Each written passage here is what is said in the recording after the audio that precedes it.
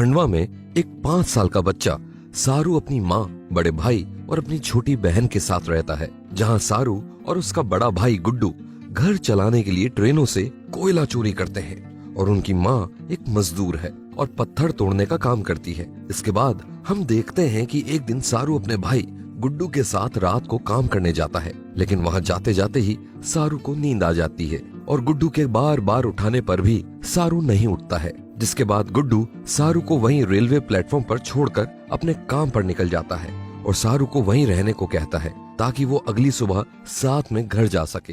अब आधी रात को सारू की नींद खुलती है और खुलते ही सारू गुड्डू को ढूंढना शुरू कर देता है और उसे ढूंढते ढूंढते सारू प्लेटफॉर्म पर रुकी एक खाली ट्रेन में चढ़ जाता है, जहां गुड्डू का इंतजार करते करते उसे फिर से नींद आ जाती है। और अब अगले दिन की सुबह सारू की नींद खुलती है और वो देखता है ये ट्रेन तो चल रही है। जिसके बाद वो जोर जोर से मदद के लिए चिल्लाने लगता है, लेकिन उसकी मदद करने कोई नहीं आता है। अब समय बीतता है और 2 दिन बाद वो ट्रेन पहुंचती है कलकत्ता, जो कि सारू के घर से 1600 किलोमीटर दूर था। और ट्रेन का दरवाजा खुलते ही सारू तेजी से प्लेटफॉर्म की तरफ भागता है और वहां सबसे गुड्डू का और अपने घर का पता पूछने लगता है। लेकिन क्योंकि वहां ज्यादातर लोगों को बंगाली भाषा ही आती है, इसलिए कोई भी उसकी बात नहीं समझ पाता है। ऐसे ही करते करते सारू अपनी ही उम्र के कुछ बच्चों से मिलता है जो प्लेटफॉर्म के पास ही सो रहे थे और वो भी उनके साथ वहीं सो जाता है।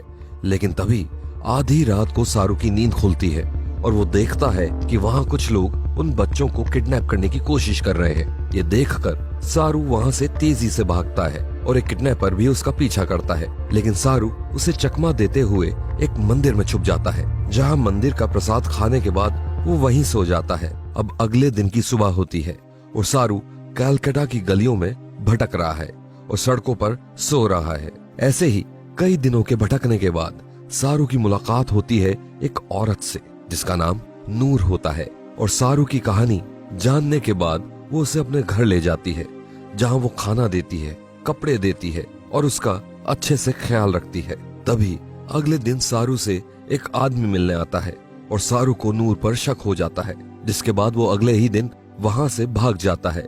अब सारू हावड़ा ब्रिज के पास रहना शुरू कर देता है, जहाँ किसी तरह इधर उधर से खाना मांग मांग कर वो अपना गुजर बसर कर रहा है। और ऐसे करते करते अब सारू को कलकत्ता की सड़कों पर 2 महीने बीत जाते हैं और तभी एक दिन एक आदमी सारू को मिलता है, जिसको सारू अपनी सारी कहानी बताता है। जिसके बाद वो इंसान सारू को पुलिस स्टेशन लेकर जाता है, जहाँ सारू से उसके घर का पता पूछा जाता है, लेकिन सारू को गणेश तलाय के अलावा कुछ नहीं पता था। इसके बाद पुलिस उसका एड पेपर में देने के लिए उसका फोटो खींचती है, जिसके बाद सारू को सीधा एक अनाथालय में भेज दिया जाता है। अनाथालय में कुछ दिन बिताने के बाद एक औरत सारू को मिलने आती है, जहां सारू को बताया जाता है कि उसे एक ऑस्ट्रेलियन दंपति ने अडॉप्ट कर लिया है और अब वो ऑस्ट्रेलिया जा रहा है।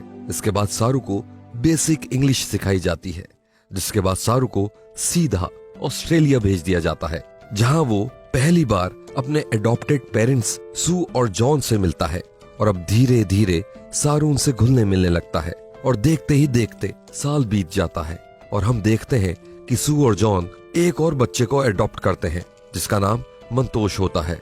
लेकिन बचपन से ही मंतोष की दिमागी हालत कुछ खराब होती है। अब कहानी आगे बढ़ती है और सारू को वहाँ रहते रहते 20 साल बीत जाते हैं और हम देखते हैं कि सारू और मंतोष अब दोनों बड़े हो चुके हैं, जहाँ मंतोष अपनी दिमागी हालत की वजह से सबसे दूर रहता है। और तभी हम देखते हैं कि सारू होटल मैनेजमेंट की पढ़ाई के लिए मेलबोर्न जाता है, जहां उसके साथ कई इंडियन स्टूडेंट्स भी पढ़ते हैं और कॉलेज में ही सारू को लूसी नाम की लड़की से प्यार हो जाता है। इसके बाद वो दोनों एक पार्टी में जाते हैं, जो कि सारे इंडियन स्टूडेंट्स ही दे रहे थे। पार्टी के बाद सारू सबको अपनी कहानी सुनाता है, जिसके बाद उसका एक दोस्त उसे गूगल अर्थ नाम के एक सॉफ्टवेयर के बारे में बताता है, जिसकी मदद से वो दुनिया की किसी भी जगह को देख सकता है। इसके बाद सारू गूगल अर्थ पर जाकर अपने गांव को ढूंढना शुरू कर देता है, जहां उसे सिर्फ ये पता था कि उसके गांव का नाम गणेश तलाय है। और उस रात जिस स्टेशन पर गुड्डू उसे छोड़कर गया था, उसने उस स्टेशन के सामने एक बड़ी सी पानी की टंकी देखी थी। इसके बाद सारू उस समय की सारी कलकत्ता जाने वाली ट्रेन्स का रूट पता लगाकर एक सर्च रेडियस बनाता है जहां उसे अपने घर को ढूंढना था।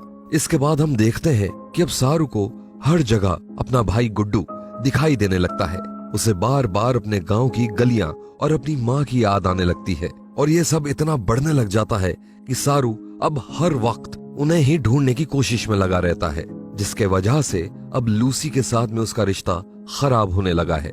और धीरे धीरे अब सारू ने अपने माँ बाप से भी बात करना बहुत कम कर दिया है और अब सारू सिर्फ दिन रात अपने घर को ढूंढने में ही लगा रहता है।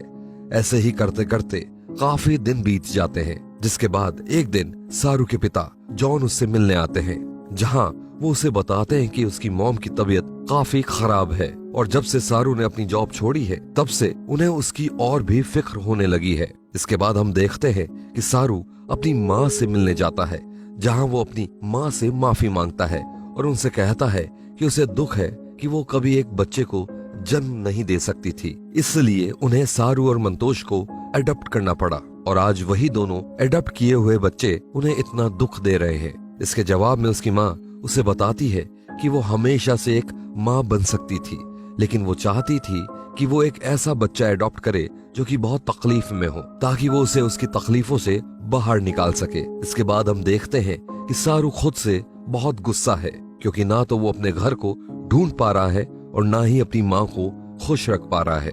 इसके बाद सारू गूगल अर्थ पर रैंडमली अपने घर को ढूंढने लगता है और तभी उसकी नजर पड़ती है एक फील्ड पर जहां उसकी माँ मजदूरी का काम किया करती थी। वहां से सबसे पास वाले रेलवे स्टेशन को ढूंढता है, जहां उसे वो टंकी भी दिखाई देती है जो उसने आखिरी बार उस प्लेटफॉर्म पर देखी थी। इसके बाद सारू को वो तालाब भी दिखता है जहां वो बचपन में नहाया करता था और ऐसे ही करते करते सारू को अपने गांव की गलियां और अपना घर सब दिखाई दे जाता है और उसे पता चलता है कि उसके गांव का नाम गणेश थलाए नहीं बल्कि गणेश तलाई था। इसके बाद सारू बहुत खुश हो जाता है और सबसे पहले लूसी को जाकर ये खबर देता है, जिसके बाद उसकी मॉम को सारू की सारी कहानी पता चलती है कि इतने टाइम से आखिर वो क्या कर रहा था। इसके बाद सारू अपने घर से निकल जाता है, जहां 2012 में वो फिर से खंडवा पहुंचता है।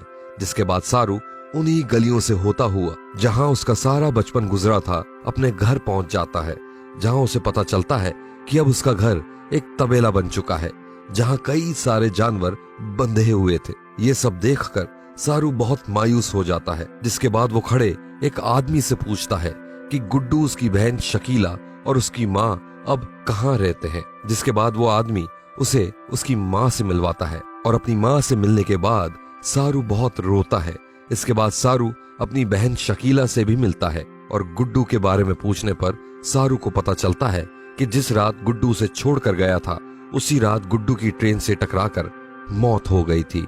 इसके बाद सारू अपने मॉम और डैड को फोन करके अपनी खबर देता है। वो बताता है कि उसकी असली माँ समझती है कि वो दोनों ही उसके माँ बाप हैं और वो तो बस उसे जिंदा देखकर ही बहुत खुश है। और सारू उनसे ये भी कहता है कि वो जल्द ही वापस आ रहा है। इसके बाद फिल्म हमें बताती है कि इतने सालों से सारू ने अपना नाम भी सही से नहीं लिया था, क्योंकि उसका असली नाम सारू नहीं बल्कि शेरू था, यानी लायन। तो इस तरीके से शेरू 25 सालों तक खोया रहा, लेकिन आखिर में उसने अपने घर और अपने माँ को ढूंढ ही लिया। तो ये थी लायन फिल्म की सच्ची कहानी। आपको ये कहानी कैसी लगी हमें कमेंट्स में जरूर बताइएगा।